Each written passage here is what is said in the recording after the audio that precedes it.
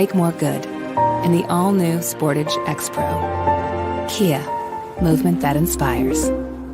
Quaker Steak and Lube is throwing open the garage doors and setting up the umbrellas. It's patio season. Come enjoy great food, drinks, and fun in the sun. There's always something happening at Quaker Steak and Lube, but we're really amping up our event calendars for our favorite time of year. Visit thelube.com to find out what's happening at your local lube this season. Lunch, happy hour, dinner, or late night, indoors or outside, at Quaker Steak and Lube, you'll always find big flavors, friendly faces, and lots of fun.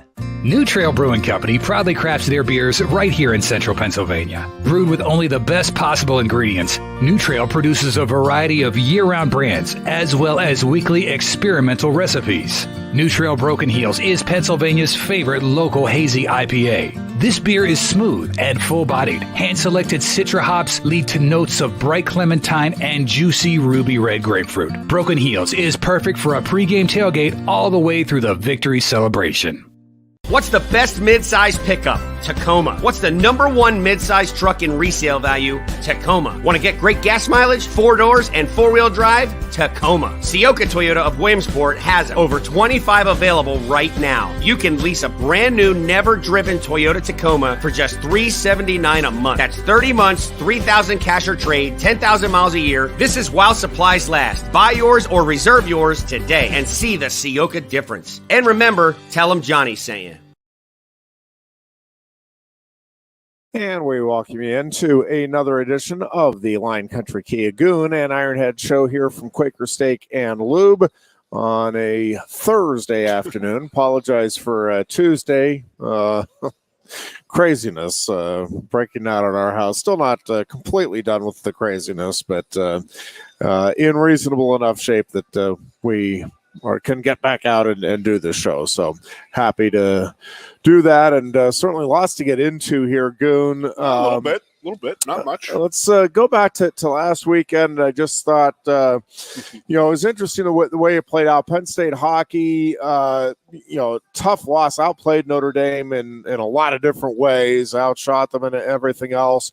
But the Fighting Irish find a way to win it and pick up the 2-1 win. And close to a must-win situation, I think, for Penn State coming back on Saturday, and they do get the W, and, I think responded very well to what was a very tough loss on Friday night with the crowd and, again, the way they played and everything.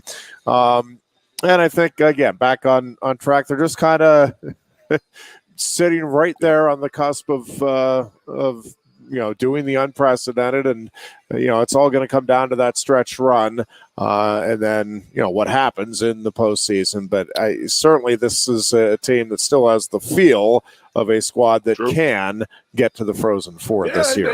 There's a little lull. Michigan State last week, and then Notre Dame on Friday. But then, like you just said, the fact that they come back Saturday night in a must-win situation. And they get it done. They come from behind to win it in a huge game. You know how that works in sports. It goes a long way. Losing sometimes helps. It refocuses guys and stuff like that. Maybe they were getting a little too high on themselves, reading the headlines and this and that, and a couple losses and a couple bad losses. Not bad. I mean, like stinging losses. Right. Does that to you. It centers you a little bit more, and it gets you a little more focused and this and that. So going out there and not playing their best hockey of the year, and they go out and have a must-win game, and they win against a pretty good Notre Dame team. So it's getting there. And you're exactly right. Guy is known to have these guys peaking at the right time, and this is a very good team who's going to peak at the right time, and that being in the playoff run. And who knows, man? We might be in the Frozen Four. It could be a hell of a spring here, buddy. A little winter. Yeah, Penn State basketball looked very good on Saturday. And speaking of bad losses, that is about as bad as we've seen this team look. I can't remember a game that they looked that bad this season. Yep. And, Micah Shrewsbury was not happy after that game. But it was just an unusual performance in a lot of ways, and I think it's certainly concerning, but I think you got to see now how this team responds. But it was just it was weird, Goon, because this team The one thing it has not done is played tentative, right? I mean, even in the losses, and they had, we've talked about it probably too much, the tough losses with Virginia Tech and Clemson and what could have been done. But, man, it wasn't that they weren't aggressive enough or anything like that. Boy, it was, obviously a horrible shooting performance, but it was just... what have we said from the beginning of this year, from game one, that we saw was a deficit for Penn State? And that was the lack of the inside game, and Rutgers just pounded them. Yeah, Almost but there was no willingness. Well, they did. I mean, that was the feel. Is that? I mean, even with Purdue. I mean, I know the second half obviously got away from them, and I guess that's probably as close a comparison as I can come up with from this season. And listen, Rutgers is a good team, but I mean, it's not Purdue. It's not a Final Four type of team. Purdue could be in the Final Four this year.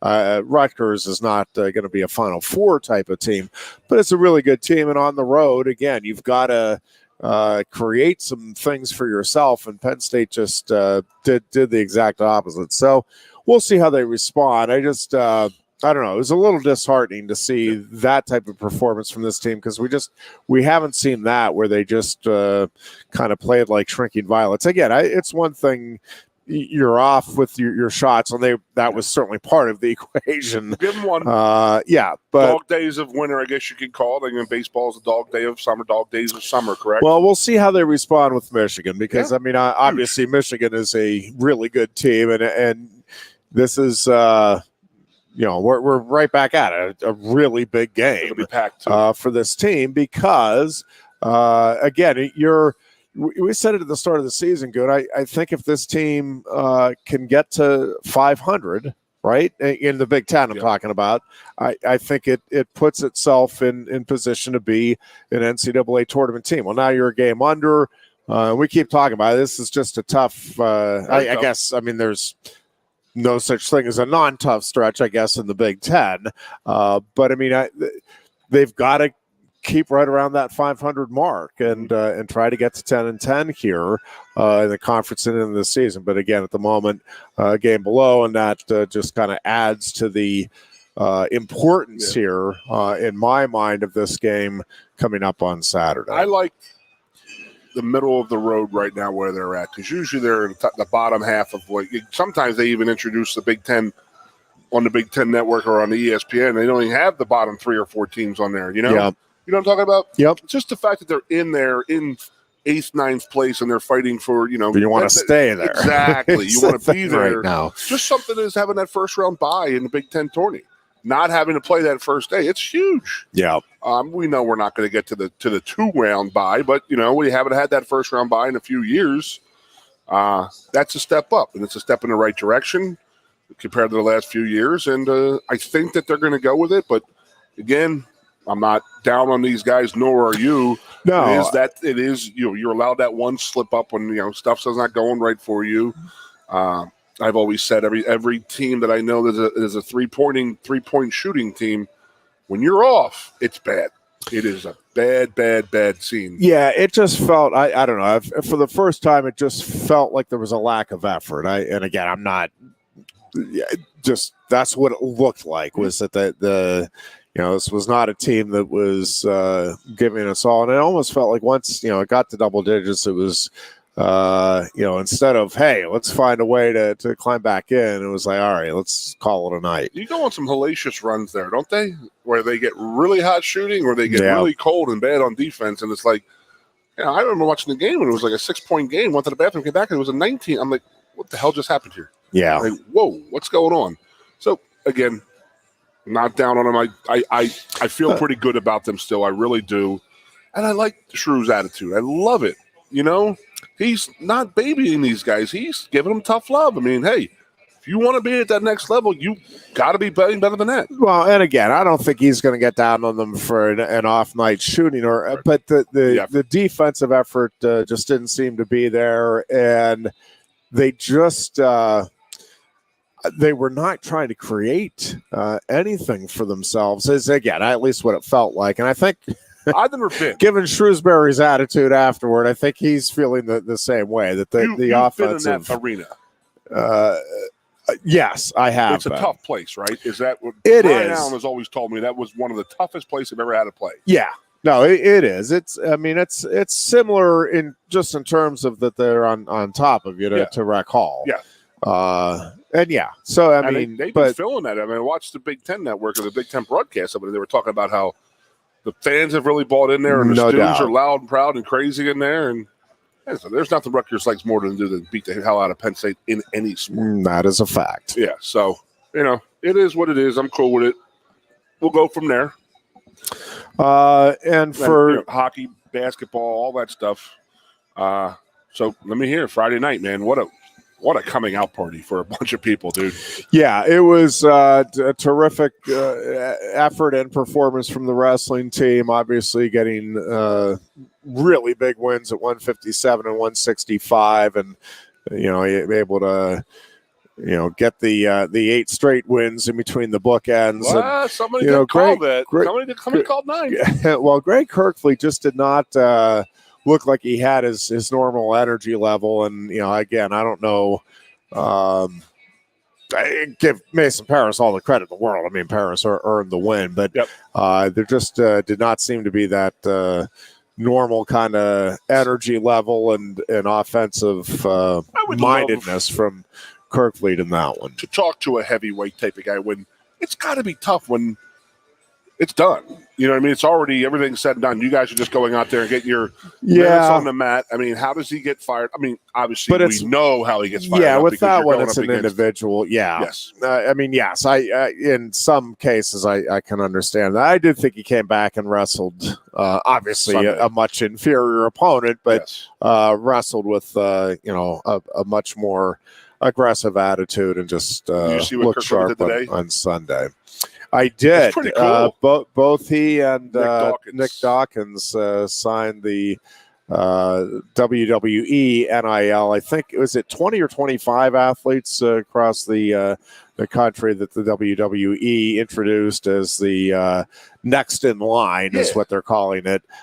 Future potential stars, pretty much. Yes, for the WWE. Greg. I know Nick from the TV show that we were on last year. He and I hit it off really well. Yeah, he's a really neat kid. He really is. He is a lot of fun to talk to. If I could think of a guy that I had met in the last year on that football team who had that personality and had that outgoing craziness, it would be him. Yeah. And then, obviously knowing who his dad is type of thing, it fits. And I'm like, wow, that's a pretty good opportunity for him. It's a great opportunity for him.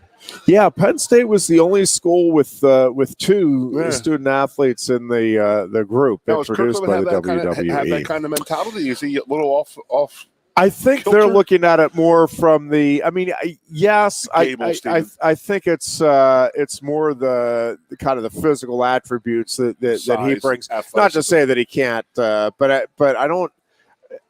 He's not a naturally outgoing, gregarious individual. Yeah. Now, again, when the lights are on, obviously, I mean, he's performed very well for Penn State in the wrestling arena. So I think it's freaking awesome. I think it's funny as hell. It's great. I mean, they got money out of it. Yeah. No, it's been interesting to see the way different entities are cashing in and how different student athletes, as we talked about. It's and this thing's just going to continue to evolve and change and again, I was reading something on the and I'm forgetting her name now. That gymnast at LSU who's the TikTok star that has all of the and she's making millions. Millions, yeah. Did you see what happened to them? So there was the reason I know. I mean, I know of a girl at LSU, but then obviously she's beautiful, talented as hell. Out at personality wise, all this stuff. I guess they were at Utah for a wrestling match or for a gymnastics meet. Yeah, wrestling match. She's wrestling 101, 87-pound division. So they said that a boatload of young teenage boys attacked the team bus. Yeah, there's come on, dude. see the video of it. But listen, it's interesting to see the way different things get covered differently too, because you have this huge outpouring of fans for an event that normally would draw well. I mean, Utah LSU is a big women's gymnastics meet and would draw well, period. But obviously, her celebrity status is adding to it.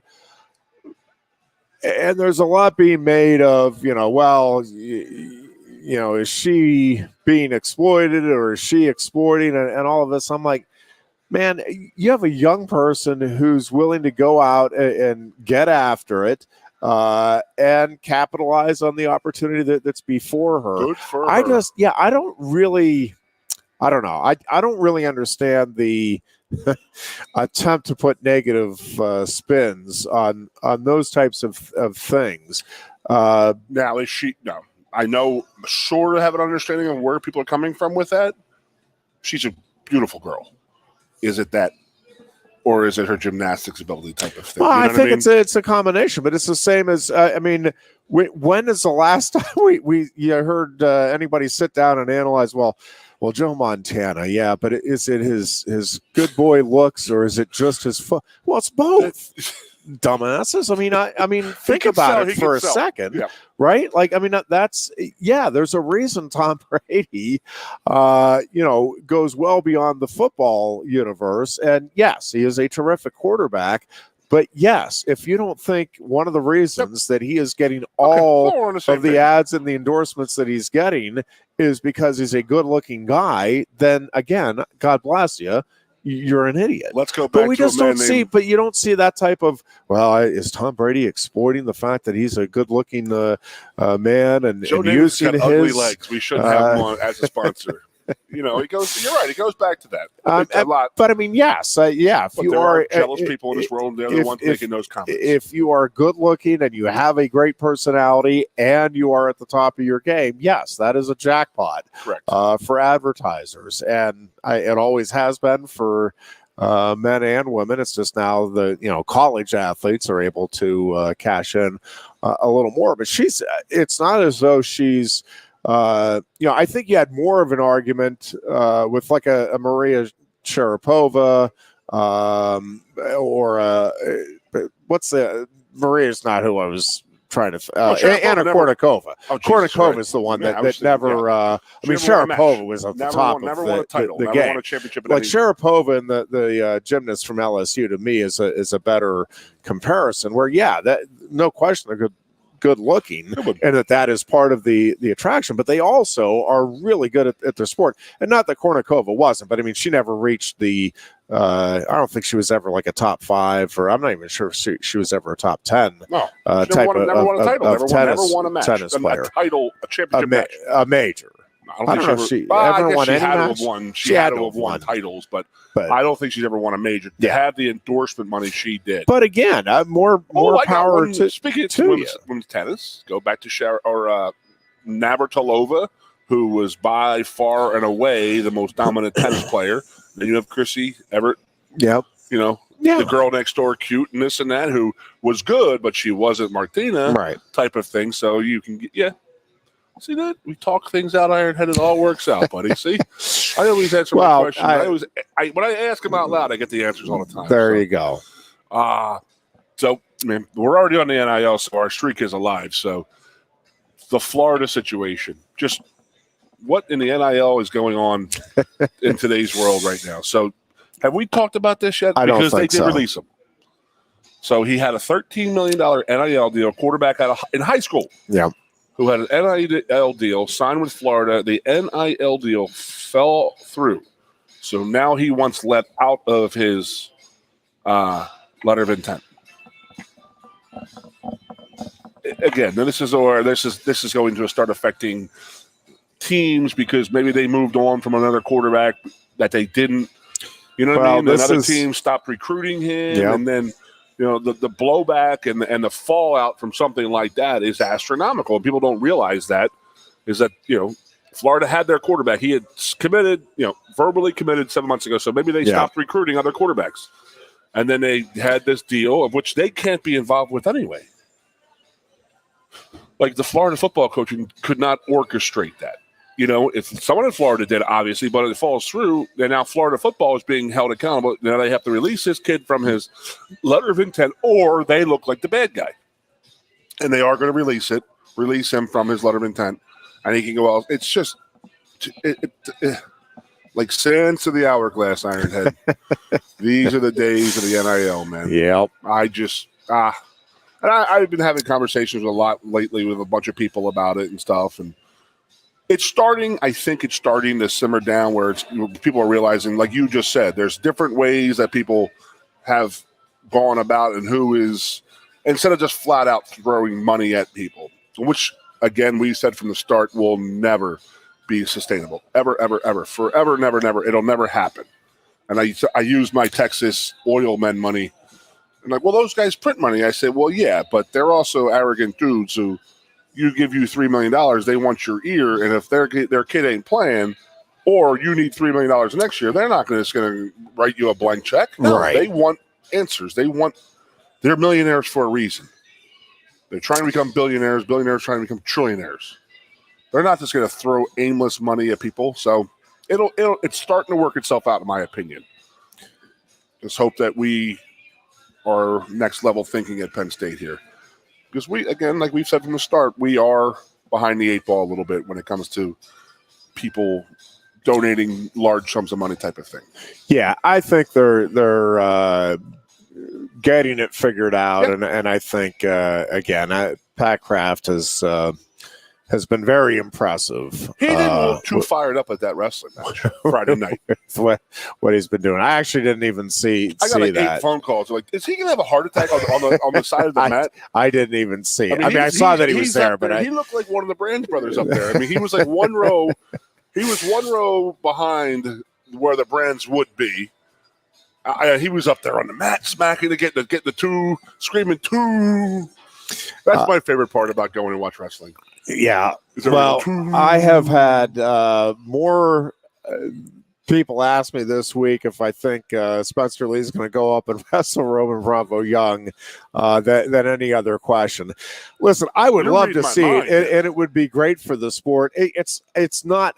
I mean, I guess I shouldn't say it's not happening. I don't obviously not in the team meetings for Iowa.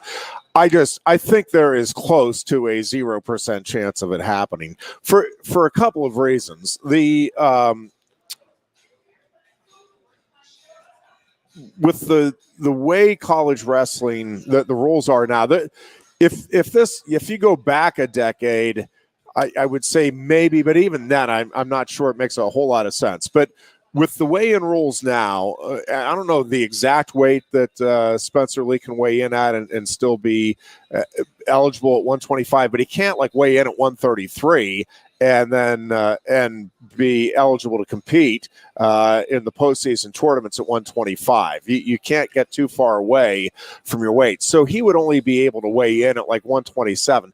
Well, giving up 6 pounds, and it would be, every bit of that in the lower. I mean, it's a big deal anywhere, but in the lower weights, I mean, it's obviously a bigger percentage of your body weight. That's significant. I didn't know that. Ibarra would be the 25-pounder because they're redshirting. The other guy, I just blanked on his name, who's obviously a terrific talent, but they're not going to burn a red shirt for a single dual meet at Penn State. That there's not even a clear, even if everything broke your way, and let's say Ibarra would get the pin, which I think is very unlikely. He, I think, is 1-4 on the season right now. To me, you're the way it lines up right now, and I'm. Taking Iowa's thinking here, okay? Yeah. If I'm Iowa and I'm coming in, I'm thinking I have 6 points, virtually assured at 25. And I think that I was thinking we can keep this to just a decision at 133, that Brody Teske can slow Roman down enough, wrestle hard enough that we can keep this to a 6-3 we can be up 6-3 after the first two bouts. Gotcha. Ibarra, I think absolute best case scenario, and I don't think it's likely, but best case scenario would be that he would get a major tech fall. I think it's much more likely a decision, maybe a major decision over Steen, and then 133. And again, I know that Iowa has all the faith in the world in Spencer Lee, and understandably so. And I mean, he is one of the all-time great talents in the sport. There's no disputing that. But I think Roman is too.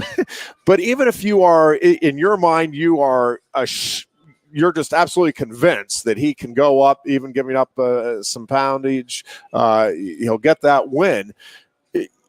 As it is, again, if you're Iowa, I think you're thinking 6-3, you're up after the first two. Best case scenario here, you'd be up 8-0. Mm-hmm. I think much more likely is, I think much more likely is 3-3, or maybe you're up 4-3. The risk reward thing, I just don't. Stop thinking rationally, and you're putting at risk, and not. I don't think this is the great consideration by any stretch, but you'd be putting you'd mar that final season of Spencer Lee's collegiate career if he loses. And again, I don't think that's a huge consideration for either the program or for Spencer Lee. I think Spencer would be more than happy to do it if they asked him to. But it just, again, to me, it just does not make any sense. I'm not sure where all of the fuel came from on this possibility. I do think there's a good chance, and going back to some of the NIL stuff we were talking about, I do think there's a good chance after the season is over, those two get together, and Roman kind of alluded to it. I mean, there are a lot of fans, count me among them, that would pay good money to watch that bout, and it would be a whole lot of fun to watch, and set up the whatever the weight parameters would be, and let the two of them go at it. I do think there's a huge market for it. I just don't think this dual meet is the right place, and it just doesn't make a lot of sense. Obviously. Yeah, I mean, and again, I would love to see it, and I'll be rooting for it. I think there is pretty much a 0% chance. I guess you never say never, but 0.01 is about where I'd put the percentage chance that we see that bout in the dual meet here on Friday night. Again, because it just the math to me just doesn't add up for Iowa to risk that. Because listen, I don't even think I think there's a risk there that they lose both with that. Ibarra, Steen's coming off a win over the 24th ranked kid in the country.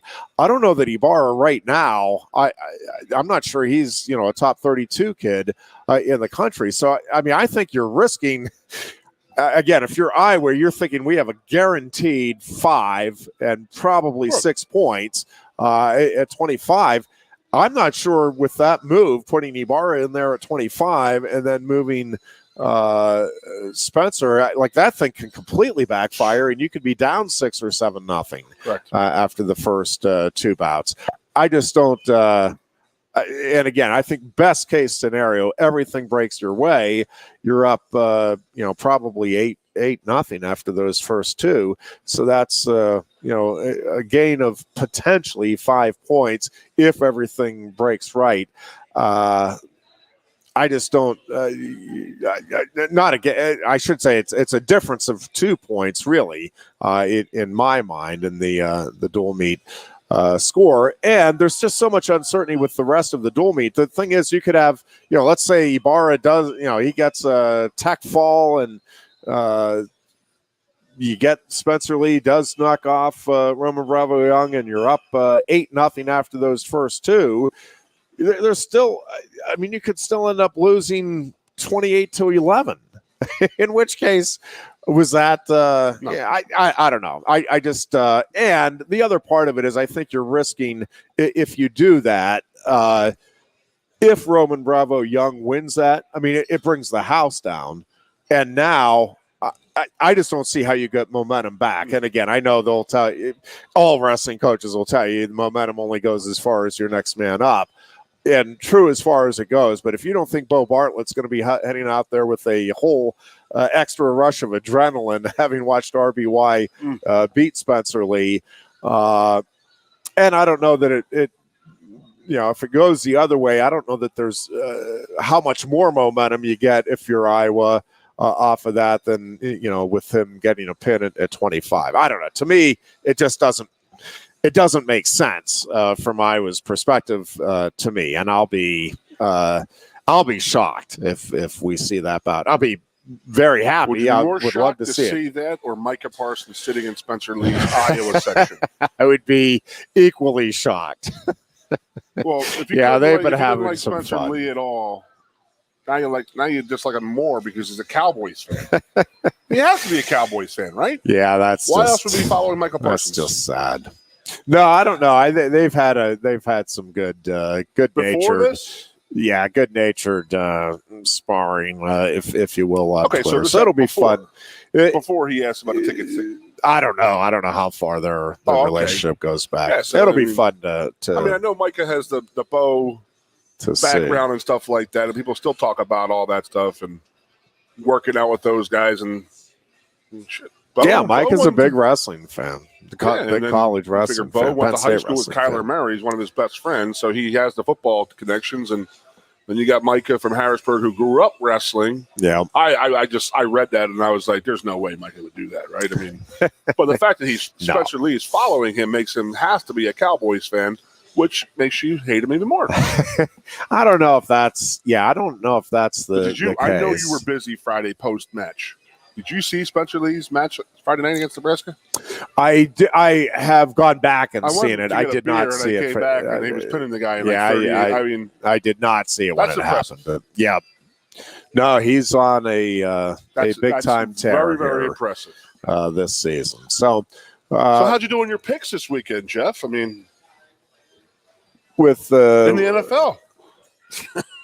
It's about the same as usual. I did think the Eagles were going to win, and the Bengals did not surprise me at all. I mean, I was rooting like crazy, and I really thought my biggest whiff of the weekend was I thought Buffalo's defensive line was going to give Cincinnati with the couple of guys out some real problems. My God, I mean, Cincinnati just dropped the hammer with that offensive line. Replacement starters in there. It was unbelievable. I'm on the same boat as you. But it wasn't that they held their own. It was that they dominated. Yeah, I remember sitting there talking. They completely owned the line of scrimmage. I had a family thing, so my brothers and my nephews, we were just sitting there talking, and I said, if the Bengals, their linemen were they were week to week because they got hurt in the wild card round. And I remember saying, if those guys are out, Buffalo is going to roll them. Now, Sean is I'm a proud LaSalle High School grad like me. John Butler's up there and this and that. This is going to sound really, really weird. That looked like an Andy Reid coach team in a conference title game in the early 2000s. They came out flat. They had nothing on defense and really nothing on offense. Yeah. It was just like, I don't know. But I don't know if I could get madder at a player than I was mad at Stephon Diggs on Sunday post-game, yelling at a quarterback. Josh Allen was feeling like total garbage because he didn't play great. He's got both his arms bleeding down his shirt, taking beating all day, and he's out there complaining because he was open as a typical wide receiver, making the show about him type of thing. Dude, he already feels bad enough. I don't think he needs you in there raising your hands, Terrell Owens style. To me, he pissed me off more than anything. I mean, I didn't like the guy to begin with. I think he's about me, but that's the wide receiver position, I guess. But come on, man, be a team guy. I mean, you're hammering your quarterback in front of 75, 85,000 people live, and then 10 billion people, whatever, a billion people watching or whatever. It's just insane to me to think about that. And it pissed me off to watch. But Patrick Mahomes in the other game, man, I did call Jacksonville covering. If you remember, I said Jacksonville take the points. That guy fumbling on the 3-yard line going in to get it within 3. Yep. Oh, my Lord. Plus the backdoor cover. my other brother-in-law, he's sitting there. He goes, "What's a backdoor cover?" I said, "Well, you're going to witness one in about 5 minutes here." He goes, "What do you mean?" I said, "The line is 9.5. They're down 10, but." He goes, "Well, they got to score 10. They need a touchdown, so they're not going to kick a field goal." I said, "They're going to kick the field goal. They're going to kick the field goal." He goes, "Why?" I said, "Because they kick the field goal, and then they get the onside kick and they go for a touchdown." Yeah. And he goes, "Oh, I never thought of it like that." I said, "Well, that's how football works, one. Yeah. But in the gambler's world, that is a classic backdoor cover." And he's trying to grasp with that. And then we're watching the Eagles game. He goes, "No backdoor cover here, right? No backdoor cover." I said, No. We're not going to have that problem. No, that was a pretty impressive showing by the. I believe it was the 4 or 5 year anniversary of the Eagles beating the Vikings in the NFC title game by the exact score to when they won the Super Bowl that year. Well, I'll tell you, I'm still really impressed with San Francisco, and I both of these games I think shape up with just really intriguing storylines, and it feels like the best 4 teams that are in the NFL right now are the ones left.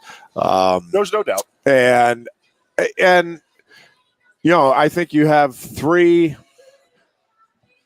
of the top 4 quarterbacks, maybe 3 of the top 3 quarterbacks, and then you have Brock Purdy, who's just one of has a chance to be one of the all-time great stories here in the NFL if he ends up getting that team to the Super Bowl. Reminds you of somebody else, doesn't it? Does a little bit.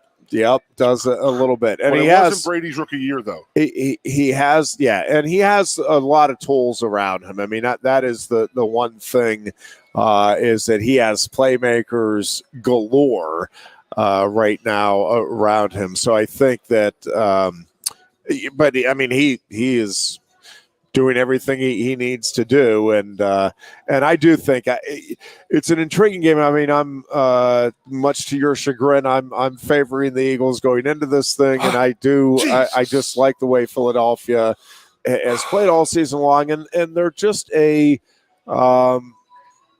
just have a very clear understanding of what it is, who they are, and what they want to do. I understand. And then on the other side, Jeffrey, come on. The Bengals-Chiefs game to me is just fascinating because the Bengals, seem to have his number. Burrow seems to have Mahomes' number, and now Mahomes is injured, and so everybody's like, wow, you can't beat a healthy Mahomes, or a healthy Mahomes can't beat the Bengals. No way. And it just feels like one of those where they're trying to suck you in, because obviously you saw what Kansas City did with Mahomes out for a good bit of the game, last half of the first half, and then hobbled for sure, not his normal self in the second half. I don't know. An hour to kick that pain medicine in there. Well, I will say, I just think Burrow and that offensive line, he's got receivers. He's got a lot of toys. I'm hard pressed to, which, again, if you're a bookie, run to the bank, it'll be the 49ers taking on the Chiefs in the Super Bowl. I'm hard pressed to see how the Eagles and Bengals aren't the 2 teams that end up they are meeting. Favorites. The 2 of them are favorites. Bengals are favorites on the road. All right, here we go. Eagles match up well offensive, defensive line-wise. They really, really do with these guys. They match up better than anybody else, really, offensive, defensive line-wise. Receiver-wise, the Eagles have some pretty good corners. It's going to come down to George Kittle. It absolutely will come down to George Kittle. You may even say it may come down to Dallas Goedert versus George Kittle. Whoever has that better game, their team's going to move on. They're very similar. And Jalen Hurts, I love the fact that he just sits back. Everybody doubts him. They've doubted him for a decade now. Yep. I'm the first one in that line saying I'm eating a lot of crow with that man. I am eating a lot of crow with him, but dude, and it tastes pretty good. Gets it done. Yeah, I'm eating eagle. I'm eating eagle or crow. I don't care. But I got to give him a lot of credit. He just gets it done. And he doesn't. He's not out there. It's not about him. You know what I mean? He's like the perfect quarterback because everybody's talking Mahomes, Burrow, Purdy, and no one's really even talking about Jalen. But that's where he thrives, I think. I really, really do. He's so good at that and just playing that underdog role, and he's perfect for that team and that city. Well, and the one thing, well, not the one thing, one of the best attributes to me with Hurts is that he has that feel for, all right, today, it's like the great guard in basketball who, with the way they're playing me, I'm just going to keep dishing it off and letting the other guys rack up the points, and I'll take the assists. Or, the defense is backing off me today. I'm going to go ahead and drill these 3-pointers all day long. Jalen Hurts, he runs if he needs to, and if you're going to give it to him, man, he's going to take it. But he is more than happy to just sit back there and pick you apart if that's what you're going to give him. His ability to take what the defense is giving you and to be able to exploit. Again, when you're facing a quarterback or an offense like that, you can't possibly cover everything, right? Like you can't make sure there's no running alley for the quarterback and make sure there's no open wide receiver and make sure the running game, right? I mean, you have to kind of pick your poison defensively, and Hurts, as the great quarterbacks do, it's his decision making that is just optimal. I mean, again, if you're stacking up and you're going to put a shadow on him and we're not going to let you run, fine. He's going to pick you apart all day long. I agree.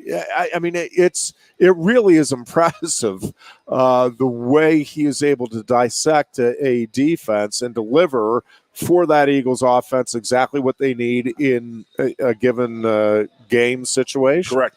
In no way, shape, or form am I comparing the two in their political ways, but Jalen Hurts is what I thought that Colin Kaepernick could become. Colin Kaepernick was changing the league with that run-pass option. Yeah. And he was devastating how he could run that. I remember watching this second or third year, the year after the Super Bowl, watching the first couple games. I'm like, this guy is going to win. San Francisco is loaded for the next 5-10 years because of this guy and how much he changed that game. Obviously, some things were more important to Colin Kaepernick than being a futuristic icon in football.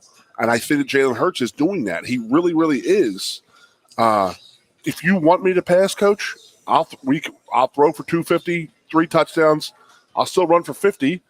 Okay, they're gonna lock down. They're gonna have spy me doing all this and doing all that. Hey, man, I'm gonna run for 135 yards, 2 touchdowns, and throw for 120 yards and 2 touchdowns. How do you want it? How do you want it to get beat?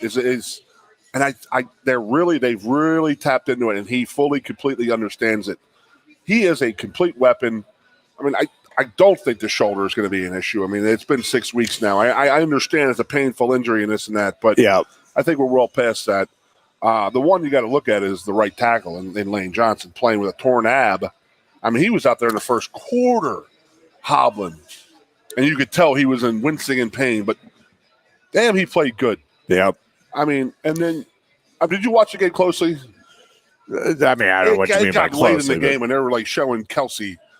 Like, he was taking a 330-pound man, grabbing him and just tossing him, and it was just like amazing. So AQ Shipley, who, good friend of the show, been on our show a couple times, but he's on the Pat McAfee show, and he had some stuff on Facebook, and he's like, watch this veteran move by Kelsey. And I couldn't believe it. I haven't seen it. I mean, I can't imagine that would work anymore. But he jab stepped. I mean, I was like looking like George Mikan type basketball, jab step type of thing. But he jabbed with his left and had the nose guard react to the defensive right. And then Kelsey was so athletic, by just jabbing to the left, he completely turned the guy's shoulders. I mean, that's such a veteran move, and unbelievable how he did it.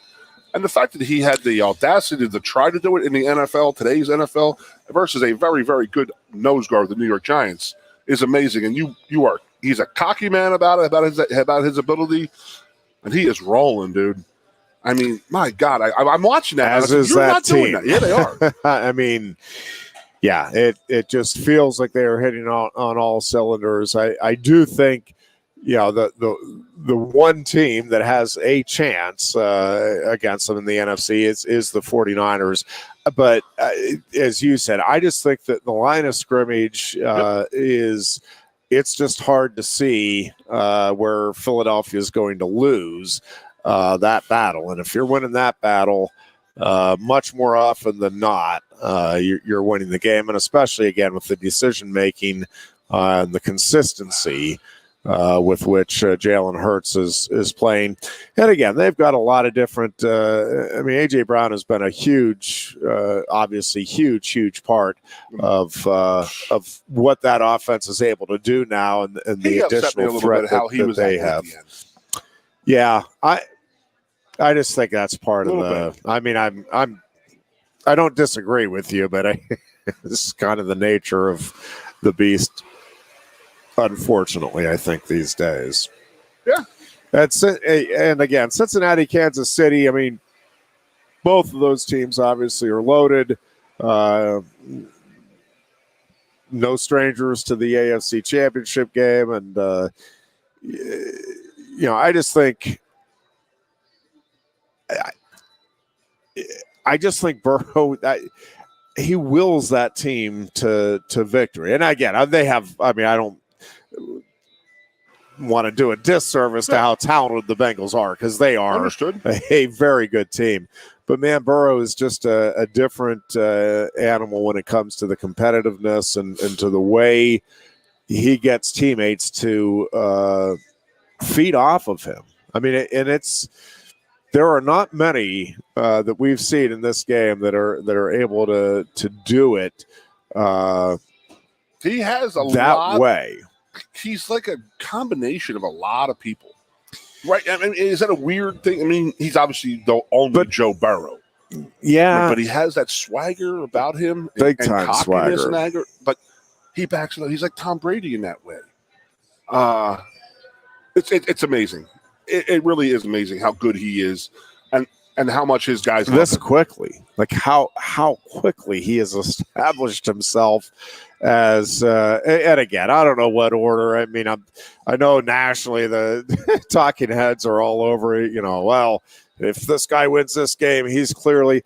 I don't. I've never bought into if your team wins, then you're automatically, even though, I mean, again, I get why Tom Brady's where he's at is because of the Super Bowl championships. Again, I'll argue till I'm blue in the face that Dan Marino is as good a quarterback as I've seen in the NFL. And I get that he has no Super Bowls and he won't be in that discussion with Joe Montana and Tom Brady. But it's in the discussion, but Patrick not Mahomes. In that discussion. Yeah. But I'm just telling you, Jalen Hurts, Joe Burrow, and Patrick Mahomes are all playing at an unbelievably high level. They all do different things, and it's they're different fits. I don't know. I mean, anybody who tells you, well, this guy's definitively. I mean, you can say, this guy has more accolades or more rings. You cannot definitively say. I mean, people will, but you can't accurately, definitively say one is better than the other, because it's just they're each bringing to their team what their team needs. Mahomes is just, I mean, I don't know that we've seen anybody for the period of time now that he has done it, do all of the different things he does. I mean, he is like a magician out there, and some of the plays he does are just physically, freakishly inhuman. I mean, they defy explanation. Jalen Hurts just, again, makes good decisions every time, gives you exactly what you need every time, and has, taken that next step up. And again, Joe Burrow does a lot of things really well, but more than anything, he just has that will to win, and he imposes it. I mean, he imposes it. What do they all have? On his teammates, and And I'm not going to go with the whole fat boy offensive line. They all good, very good offensive lines. Obviously. Well, yeah, Cincinnati's very is good run games. I'm still scratching my head over how Cincinnati's is. Yeah, they have good running games, but they also have the run games depend on the passing game. Yeah, but they also all have, I think we've talked about this before, Goon, and I mean, Joe Burrow is a winner, but if you put Joe Burrow as is with everything else in place on the Cleveland Browns, do you think the Browns are going to the Super Bowl? Why always the Browns, man? Why always Browns? I mean, so that part of it is, and again, that's the nature of sports, but part of it is being in the right situation, and it's. Do the Browns have Jamar Chase and T. Higgins? And listen, do I think Burrow is part of why those guys are having the seasons they're having? Yes, but they're also very good. Same thing with Mahomes and the receiving core he has, and same thing with the Hurts and the Eagles have a phenomenal receiving core, and yes, really good running backs. Cores, if you really think about it, for sure. I mean, Juju is an afterthought, in my opinion, out there. He's now maybe third or fourth. He's definitely not top two. Not in that offense. But the fact and that's with Tyreek Hill out of of there now. All those guys are out of there. It's like, wow. Yeah. So I said the running game because of this. I look at the team like the Cowboys. And Dak Prescott, he needs a good run game to have a passing game. Where those guys make the running game better because of their passing. Yeah. It's deep, huh? Yeah, and I don't think the Cowboys let me delve into one other thing that I'm just well, we got a Cowboy fan out there. We don't want to talk too loud over here. Well, listen, and I get I'm a talking head, and you ought to take my opinion with the same grain of salt that you take all of them. But the number of people nationally who are like, well, the Dak Prescott just can't get you to a Super Bowl or win a Super Bowl, or this team with Mike McCarthy as head coach. This is the same stuff I heard, and I was a producer at KDK for a couple of years in Pittsburgh, and it was, listen, Bill Cowher, I like him. He's a good coach, but they'll never win the Super Bowl with Bill Cowher. He just, he gets them to a certain point, and then he just doesn't know how to. You're full of it. If Dak Prescott is more than capable of winning a Super Bowl, Mike McCarthy is more than capable of winning a Super Bowl with Dallas.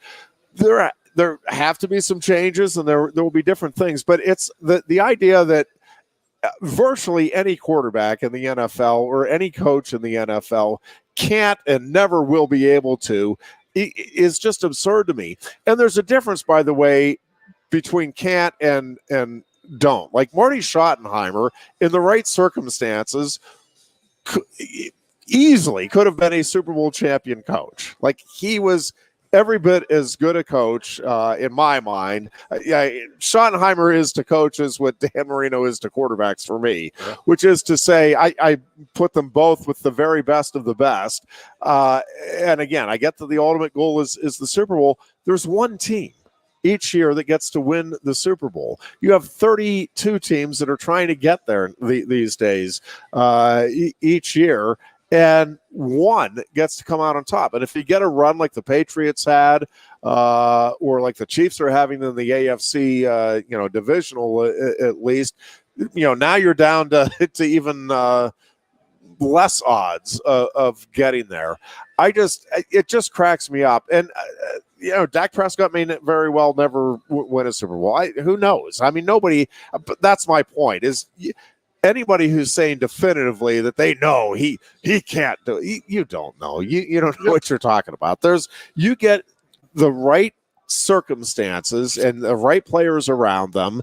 Yes, I mean, we've seen far less quarterbacks than Dak Prescott with Super Bowl titles, and we've seen, again, in my mind, as good a quarterback as there's ever been, and Dan Marino never got one, and Schottenheimer, and there's other Schottenheimer to me is just the ultimate example because he was so consistently really, really good. And his understudy was Bill Cowher. Yeah. So that's why that moniker, I guess, fell onto Bill Cowher, and he got it done.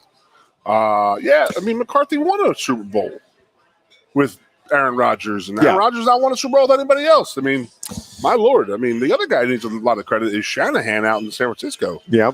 I mean, this is his third or fourth time in the NFC title game? I mean, geez Louise. I mean, that's pretty damn good. So I got to do this before we get off the air. I want you to read it because I want your reaction, Ironhead. All right.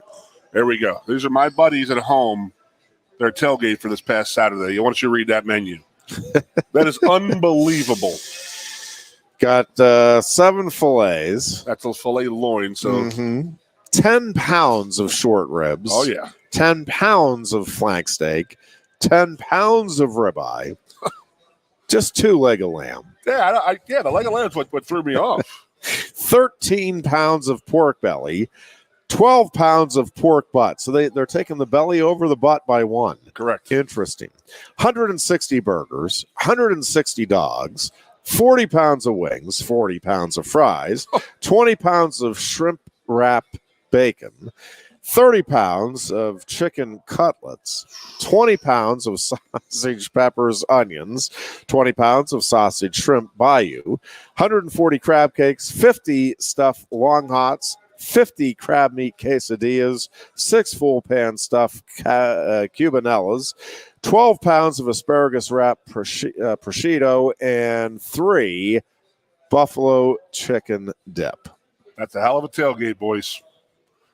That is a pretty. They got overwhelmed. He goes, I said, well, that is a pretty impressive match. I said, boys, what the hell are you going to do this week for the NFC title? He goes, nothing. Completely downsides. He goes, over 400 or 500 people showed up for it. Completely overrun. That's insane. That's a little beyond it. I mean, I can't even imagine. I mean, me being a tailgate guru, I really have to ask how many grills they had, deep fryers. I mean, what was exactly working down there? Possibly have had enough. I mean, you had like 15 people preparing food the whole day, and that's all they did. And my Lord, that's it's unbelievable. But I said, what are you guys going to do this week to better this? And they said, nothing. We're done. We're never doing that again. It was a couple of cases of beer. We'll meet you at the stadium. Well, I'll show you the picture of the beer because that's on there too. That's 130 packs. That's an impressive. Boys. Now you got to get the win this week for the Birds, man. Yep. Gotta get them. So you're going to go with the 49ers and the Bengals, eh? Okay. Clearly. I'm interested in Mahomes, but I'm interested in Mahomes' ankle. Very interested to see how that works. That's nothing to shake a stick at, man. That's a. But brutal. even a healthy Mahomes, and we talk about it in wrestling.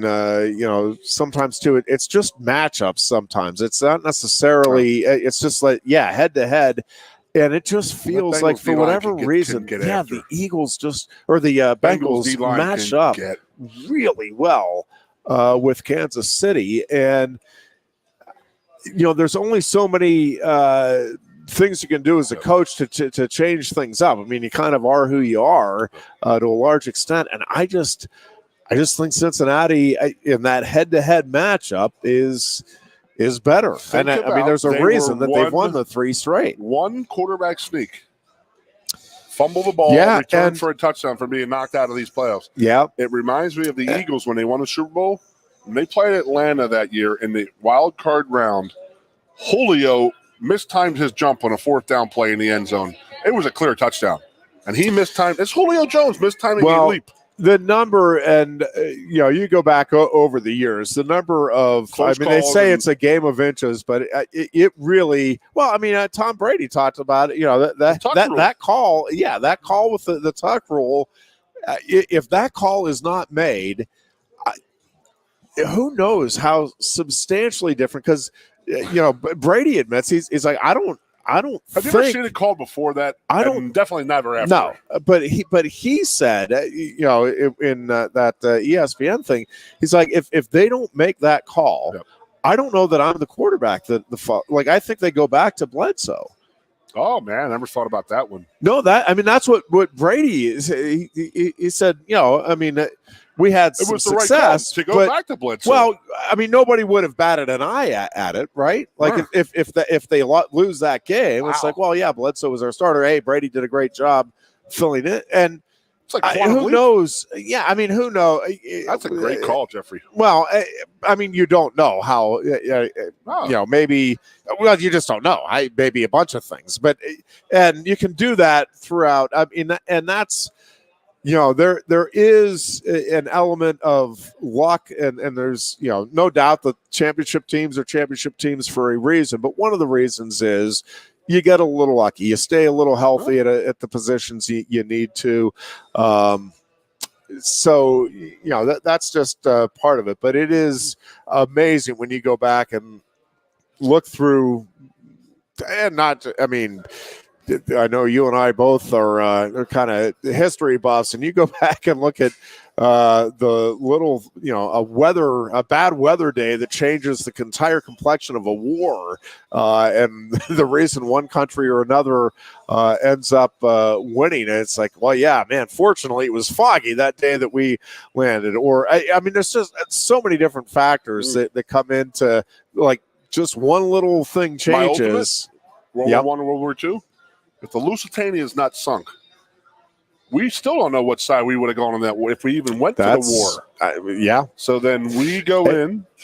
I mean, this is obviously we need about 30 beers to discuss this, but I always say this: the largest immigrants in America at that time in the early 1900s were the Irish and the Germans. The Germans didn't want to fight their countrymen, and the Irish sure as hell didn't want to fight with the English.